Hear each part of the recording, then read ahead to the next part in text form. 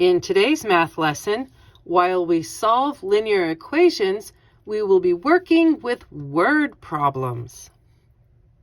When you're working with a linear equation, it would be really helpful to know what the different parts of your equation represent when dealing with a word problem. So let's find out what that would be. The y in y equals mx plus b stands for represents a total result, while the slope is representing a pattern. And x is a time. So this could be literal time, like months, seconds, days, weeks, or it could be the number of times that an event occurred, like how many times you tried to knock the bear down off the post.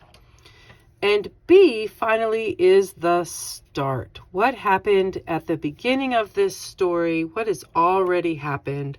What happens just one time? Now, a story might be given to you that can be represented in the standard form of a linear equation. So it would be good to know what these different parts of the equation stand for in a real-world setting also. So A is going to be some details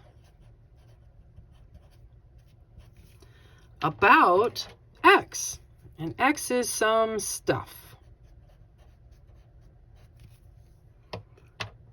While B happens to be some other details about some other stuff. And that equals a total amount of the stuff, a total amount, a total result.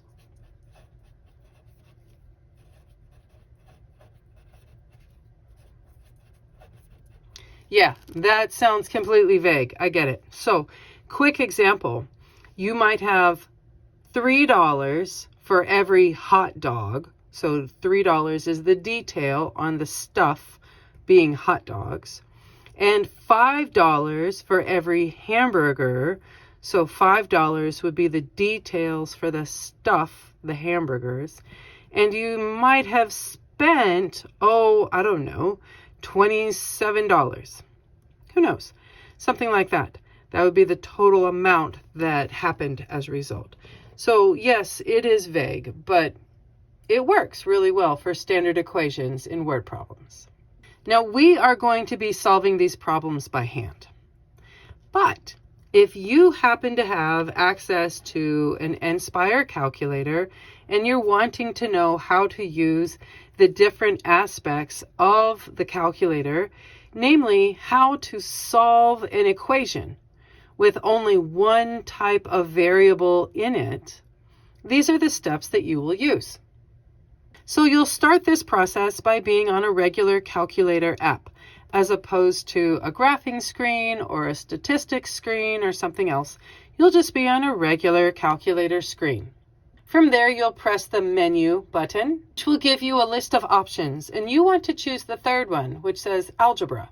That will give you another list of options, and you want to choose the first one, numeric solve.